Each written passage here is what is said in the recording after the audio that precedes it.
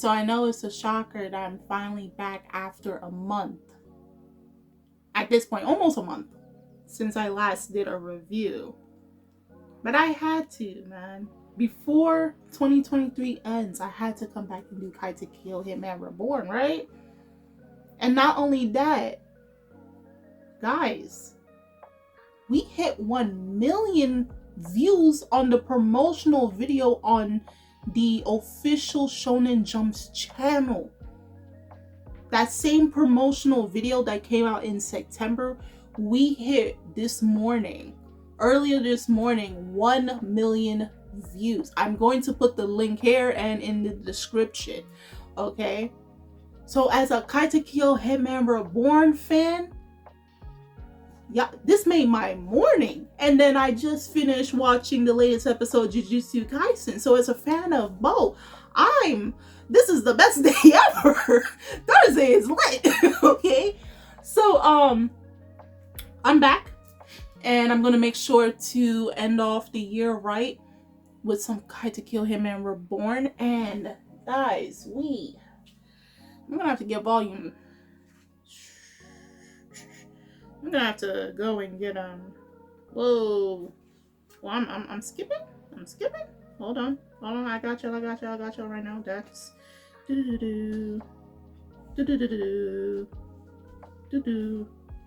whoa. Wait, what? 119. Bro, I be trying to find these chapters. 122.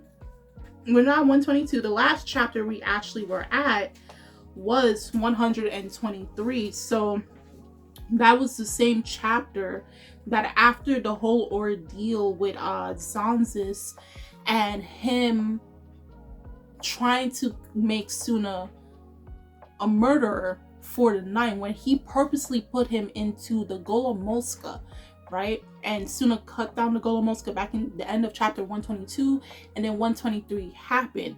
So what happened now is the Sky Ring battle is about to commence, okay?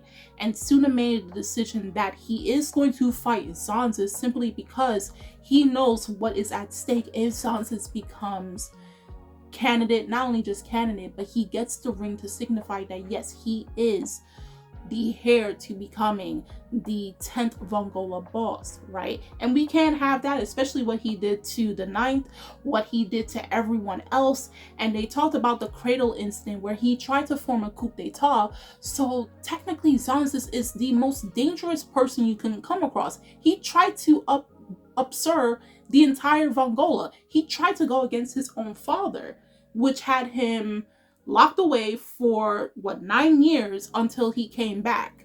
Okay, so the whole Varya's behind it, everyone knows.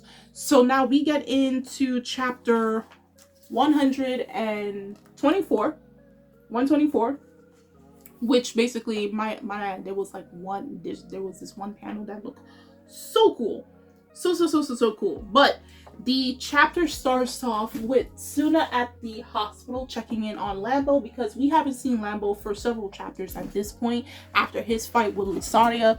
Mind you, he used a 10-year bazooka to first go to 15 years old and then 25 years old, but because it's only like 5 minutes, his 25-year-old self only lasted for about 2 minutes, and then Leviton, and he lost the battle. He was about to get struck, and this is how the situation went from bad to worse, because Tsuna interfering into that fight to protect Lambo caused him to lose his ring while it went to XANXUS. But of course, entertaining the thought of continuing on, hence why we are at this point in the story, meaning this is going to be the climax of the Varya arc, right? So again, like I said, they're at the hospital and they're watching Lambo. Mind you, he was in a coma from that fight, but now he's in the process of waking up. He's making movements, but currently right now he's sleeping. So Tsuna's just making sure to check on him, make sure that, all of his vitals is good, make sure that he's okay. Because remember, at the end of the day, as much as Lambo is an assassin, he is still a 5-year-old boy, and he should not have been caught up in any of this mess. And also on top of that, he is the lightning guardian of the Vongola 10 generation. So while he's doing that, we have where Reborn is saying that when it comes to the 9th, he's basically in critical condition because, again, the wound that he sustained, because it was no fault of Tsuna, but he did obtain that wound. So he's in critical condition currently right now, but he's being taken care of with the best of facilitations that they currently got from the Vongola base and any other families, also with Dino's family there as well. So basically they are minutes away from starting the fight with XANXUS, because it again started from last chapter going into this. So Tsuna's just making sure to watch loose ends, make sure Lampo's okay before he goes to the school and starts to face off against XANXUS. Might I add, Reborn tells Tsuna that he has a new weapon for him, and you're thinking, why? What type of new weapon could he buy? He got the gloves, he got the mittens.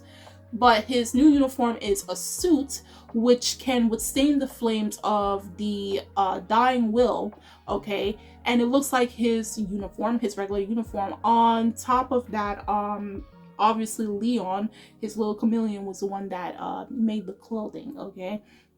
And also he gave him half of the sky ring to Tsuna. So both of them are on their way to the school to go face him, because again, Tsuna made a decision that, like, knowing the risk of XANXUS and everything that he knows so far in accordance to who he is and what he's done in the past, XANXUS must be dealt with immediately. He is a massive threat, okay, to Tsuna's life and to everyone else connected to him. Now we pan into seeing where Ken, Chikusa, and Chrome are back at the old hideout, and they're asking Chrome, like, can you connect with Mukuro? Might I add, they said in the panel that Mukuro knew all along that the 9th was in the Golomoska. Why didn't he warn anyone about that? I don't know. And this also hints back to, and I could be wrong, and I'm basing this off of memories from, you know, probably a month or two or something like that, but this goes back to also the fight between him and Chrome versus Mammon, okay? So I remember he said something at close to the end, like he knows something that's going on, but he's not going to say nothing. So he knew all along, but he chose not to. And I guess this is also due to his great dislike or hatred against the mafia as is. So there's that. But Chrome is the only link towards Mukuro, but while she's trying to connect with him, it's basically, think of along the lines of a phone connection. Like, it's every time you're trying to call a person, it's not connecting to them, you're not getting the call. Actually, they are, in this case and scenario, Mukuro is actually communicating with someone else, so Chrome is unable to get Mukuro on the line. So if you guys know, the loyalty of Ken and Chikusa only lies with Mukuro, and the only reason why Chrome is here and they're dealing with her is because she's the only person who's able to communicate with Mukuro, since his physical body is still at the Vendi's lower floor prison, okay, all the way at the bottom. Man chained up, he's in a tube with a tube for him to breathe and everything. He's chained up, and he allowed them to escape from there. So they're telling her to leave, and at the same time she's being summoned to get to the school. So obviously this is the most important fight of the entire half ring scramble. So while she's on her way there, we see Gokudera, Yamamoto, and Ryohei walking their way there. Might I add, I don't know why that one panel just looks so tough, like for no reason. Like, these three dudes on the way to go fight, well, they're not gonna fight per se, but like they're on their way to go and speculate the fight, and also to pump up Tsuna. Like, yo, that's our boss, that's our friend, and he's about to risk his life for all of us, okay, against this maniac, right?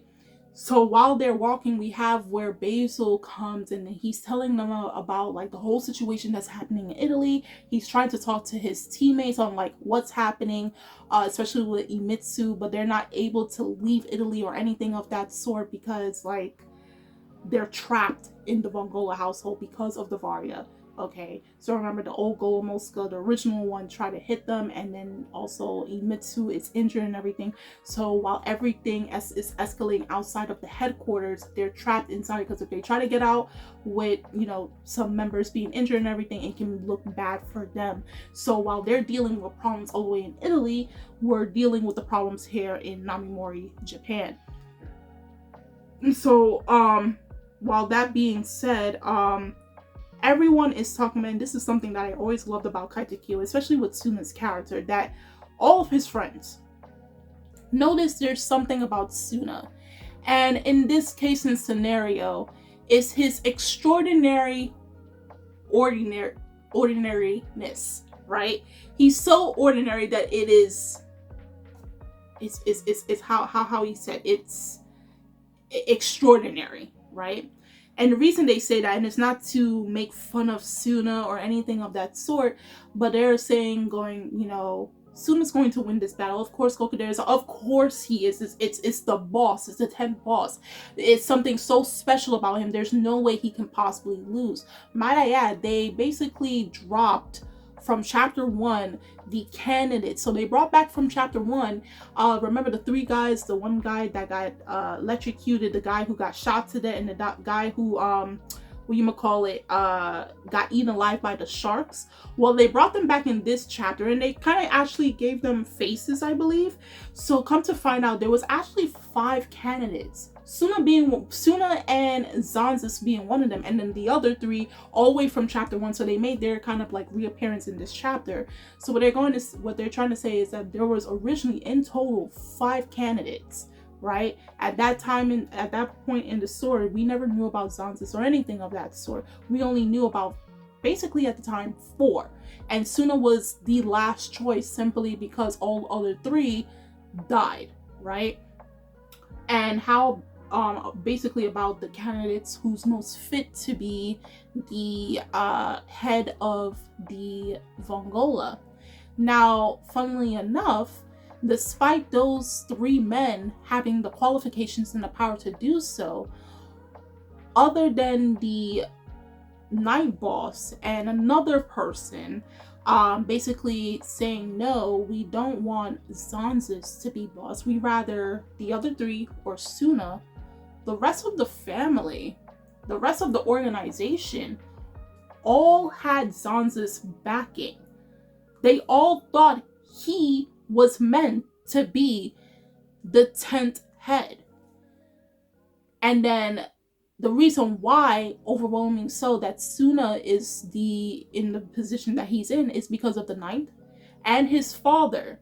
Because both of them specifically did not want XANXUS. So when you only had 2 of these candidates left, while majority of the family agrees that XANXUS is most fit, or possibly you might think along the lines that, is he really the most fit, or did he possibly threaten someone along the lines, and so they had to go in accordance and agreement with him, whereas the 9th, and as they say, the Congolese or something like that, and obviously Tsuna's father are like, no, let him do it, because they see a change that if Tsuna is to become the 10th Vongola boss, they can see a change happening with him, whereas with XANXUS and then the whole coup d'etat, all basically his past shows otherwise, right? So even though you know, everybody's just boosting up Tsuna and basically overall just saying that his ordinariness is extraordinary, even Basil is able to understand between their talk, Gokudera, Yamamoto, and Ryohei's, he's able to understand that these 3 were able to notice something in Tsuna from the very jump, and this is why they're friends with him and also follow behind him. Okay, while it may be his ordinariness or something more extraordinary, something much more greater than they can possibly put into words, this is why they're friends with Tsuna. This is why they keep close to him, because it's not just him being ordinary, but there's just something to Tsuna's character that if it wasn't that part about him, I don't think any of these characters can actually get along. And it's not going to be the first time we're going to hear something like this about Tsuna's character. It's going to be brought up at least a few times within the duration of this entire manga. Might I add, also I did a discussion with Red Decimo a few months back talking about like overall Tsuna's character and, you know, what he means overall and all that stuff. So I'm gonna drop the link for that for you guys to go and watch that video, right? But as we see that and everything, we have now where they all arrive at the school, they all meet up, and then a big explosion of dust and dirt appears, and this is XANXUS just showing himself off, and he's like, oh, so you scum actually appeared.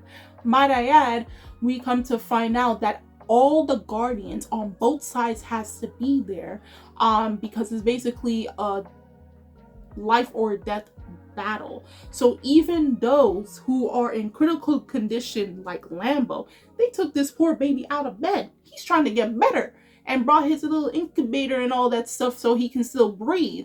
They even brought back, they found Mamon, who escaped from his fight, and they took Lusada, who was in critical condition. He's laying in bed. They brought him while he was laying in his bed to the fight, okay?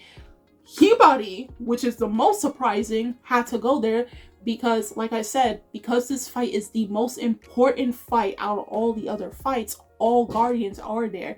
Now, I know some people might say, okay, they said all guardians. So what happened to Squallow? Okay. Does that mean he's actually dead? Like, he's the only one, or the only one who did not show up when they called for all guardians, right? So I know, like, especially if you're new, you're wondering, like, okay, so this signifies that Squallow did actually die by that shark after his fight with Yamamoto, right? So, yeah. So the Sky Ring battle, by the end of this chapter has commenced, and by next chapter we're going to see where these two fight. And if it's anything like the other fights, it's only the two people who are the fighters, the competitors, are fighting while everybody else has to stay on the sidelines, okay, just to keep it fair, despite it being the most important out of all, right? But it kind of sucks because it's just like, okay, Squallow's not here. Squallow's not here. That means he actually went. He was fish food, essentially. He could not beat that shark. He could not beat that shark. So, yeah, he's not there. Also, the fact that Mukuro knew all along about a lot of this stuff, but he didn't say nothing. On top of that, it makes you wonder, who is he talking to that he could not answer to Chrome when she was calling for him? And on top of that, the whole situation that's happening in Italy, still the ongoing escalation of the Vongola right hand and everything, and the attendees, versus the Varya forces, right? There's this whole problem back home at headquarters, and also the critical condition that the Knight was put under due to his own son's atrocious acts, right, against his own dad. Okay, so guys, do tell me in the comment section below on how you felt about Katekyo Hitman Reborn chapter 124. Do you have your own expectations on whether Squallow is actually gone? If you read the series or watched it, please no spoilers. Of course, what do you think is going to happen in Italy? Do you think the Knight is going to be able to make it? How do you think this entire fight is going to turn out? As well as, am I forgetting anything? The whole cradle incident. What do you think happened during that moment in time, several years prior to the current storyline, that forced XANXUS, or better yet, his father, to put him to the side for how many years? Like, what led to him creating the coup d'etat and then led to the cradle incident? I would love to read your comments down below. Of course, the links are in the description box. You guys go check that out. And I'm Kimmy Chan of Anime Legends, and I'll see you guys later. Bye.